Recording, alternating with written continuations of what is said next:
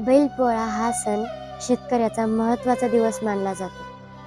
शेतकऱ्याला मदत करणाऱ्या बैलाची या दिवशी पूजा केली जाते. शेतकरी आपल्या बैलाला प्रेमाने आणि मायेने सांभाळतो. पण काही लोक या निरागस प्राण्यांना खूपच मारहाण करून त्यांच्याकडून काम करून घेतात आणि बैलपोळ्यापुरतंच त्यांची पूजा करतात.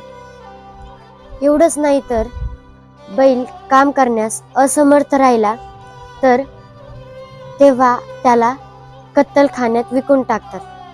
कधी बैलांच्या डोळ्यातील अश्रू बघून विचार करा. बैल काहीतरी सांगत असतो. नाही दिली पुरणपोळी तरी चालेल, फक्त एक वचन द्या की मी कत्तलखान्यात मरणार नाही. रामकृष्ण हरी.